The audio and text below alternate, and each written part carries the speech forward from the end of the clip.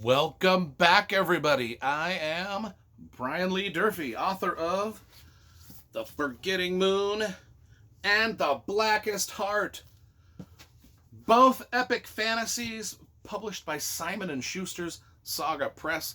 Today, I'm going to be reviewing book number 1 in the Longmire series, The Cold Dish by Craig Johnson.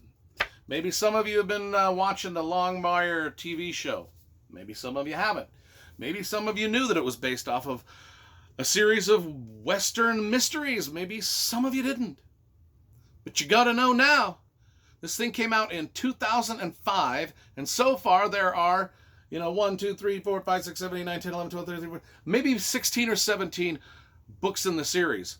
So since I was looking over there at my collection of Longmire books, let me show it to you. Let me just take you through my library and show you my Longmire collection. There it is. We've got the Longmire books. One thing I like about the Longmire books is all the spines look similar, except for the last few. But they've all got great illustrations. They've got great illustrations that all kind of make sense. I've got up above there. I've got my C.J. Box Joe Pickett novels. So one of the reasons I wanted to read the Longmire series once again was because I was so jazzed about those Joe Pickett novels by C.J. Box. I was like, I want to compare and contrast to the Longmire series because both of these series, the Longmire series and the Joe Pickett C.J. Box books, take place in a roughly the same part of Wyoming. And that is, C.J. Box, he set his in Saddle Springs, Wyoming, which is a semi-made-up town. And Craig Johnson sets his Longmire series in a semi-made-up place called Absaroka County, with the main city in there named Durant. Those don't exist in real life, people. But they're near Sheridan, sort of in that Buffalo Sheridan, near the Grand Bighorn Mountains. That's not the Grand Teton or Grand Big. I think it's the Bighorn Mountains. Anyway,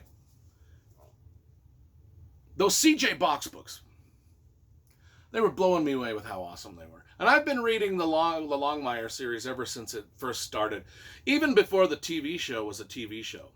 I got to tell you, let's talk about the TV show, then we're going to talk about the cover, and then we're going to get into the book. So the TV show, compared to the books, I'm going to say they don't follow the books hardly at all, with the exception of all the characters are sort of in place. A little bit of them are juggled around in different ages and doing different duties in the books as opposed to the TV show. But the TV show, it's kind of like the books are a thing of their own. The TV show is a thing of its own. So you can read the books and get a great bunch of Longmire mysteries, and then you can watch the TV show and get just a whole nother grip of great Longmire mysteries. So it's kind of like the whole Longmire universe has really expanded with those TV shows, considering that they don't really follow any one specific book totally all the way 100%. In fact, I'd say it's about 10 to 20%. And some of the characters are pretty accurate throughout. Some are not. Now let's talk about the covers. I talked about the spines over there. I love graphic design and I love cover illustration. So we spend time on every book review going over that and giving props to the art directors and illustrators. This one was illustrated by Darren Welch. And I would imagine that's the same artist that did the other books in the series, because these are great little illustrations. They're very simple. Cowboy with his hat down like this, covering his eyes. If you got a cowboy hat, you gotta wear it so it covers your eyes like that. You can't let people know what you're thinking.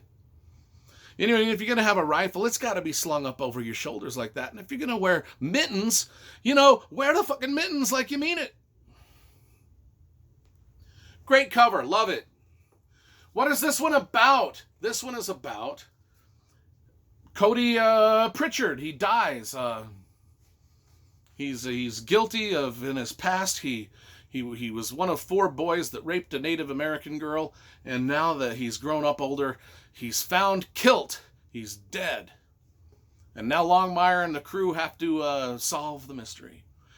And it involves a buffalo rifle, which they kind of talk about a little bit in the very first Longmire episode, the buffalo rifle and how it shoots. It's very accurate, but yet it's like hard to shoot and very slow to shoot. And so, actually, I would have rather this book have been called The Buffalo Rifle, just because of the importance it plays. I don't know what the cold dish even means, but I'm not the best at titles. It took me years to come up with The Blackest Heart for my own book, and I still don't know if that's the right one. Anyway, one of the great characters in all of fiction is Longmire. Dude's dope. The dude is a Wyoming cowboy through and through. In the CJ Box westerns that I've been reviewing a lot that you've probably seen, it's about a game warden, and I love that guy. But Longmire is actually a county sheriff, man, and he's just cool. I grew up in small western town, and I know guys like this. By the way, the actor that played him in the show did a bang-up job.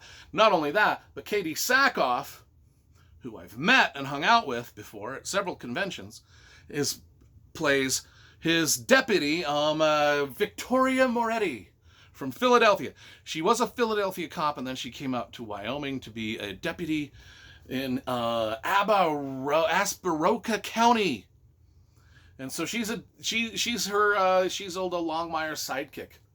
And Katie Sackhoff did a damn fine job in the show. And I love some Katie Sackhoff. If you go to my Facebook page, right on the cover of my Facebook page, there's a picture of me and Katie Sackhoff together. And it's a pretty good picture. It's funny. I will not say which one of us is flipping the camera the bird, but one of us is. It's on my Facebook page. Anyway, that's an aside. Let's talk about the characters. Victoria Moretti, the deputy. I love this character. Very, very tough, very wisecracking. Longmire's just got a dry wit, a dry sense of humor as he's going through the county trying to solve these murders. We've got Henry Standing Bear, another great character played by Lou Diamond Phillips in this series. And he's better in the books. I just love that character. Then we've got Katie, Longmire's daughter, also in both then we've got Ferguson. There's a lot of differences between the Ferg in the books and the Ferg on the TV show. A lot of differences. I mean, in the books, he's like this veteran vice cop, he's kind of like a. But then in the show, he's like this bumbling rookie cop. The show took its liberties, which is fine. I like it. I like that they did that. I actually kind of like that the show really did its own thing rather than kind of follow these adventures point by point by point. So anyway, what is this about, really? I'm just going to read the back jacket copy because we're running out of time and I don't think I can spit that out in a timely manner. So, after 24 years as sheriff of Wyoming's Absaroka County, Walt Longmire hopes of finishing out his tenure in peace. Those hopes are dashed when Cody Pritchard is found dead near the Northern Cheyenne Reservation. 2 years earlier, Cody had been one of 4 high school boys given suspended sentences for raping a local Cheyenne girl. Somebody, it would seem, is seeking vengeance, and Longmire might be the only thing standing between the 3 remaining boys and a Sharps 45-70 Buffalo Rifle. I would have named the book Buffalo Rifle. I think I mentioned that. With lifelong friend Henry Standing Bear and Deputy Victoria Moretti and a cast of characters both tragic and humorous, Walt Longmire attempts to see that revenge is a dish best served cold. No, that's not what that says. That is not even what that fucking says. Walt Longmire attempts to see that revenge, a dish best served cold, is never served at all. Anyway, I love the Longmire books. Book number 1, I'm going to give a 9 out of 10. Everybody should go get them. They're great. Also, go get the CJ Box Joe Pickett novels. Those are fucking awesome, too. And so I'm going to have fun reading these things side by side, you know. The Wyoming mysteries.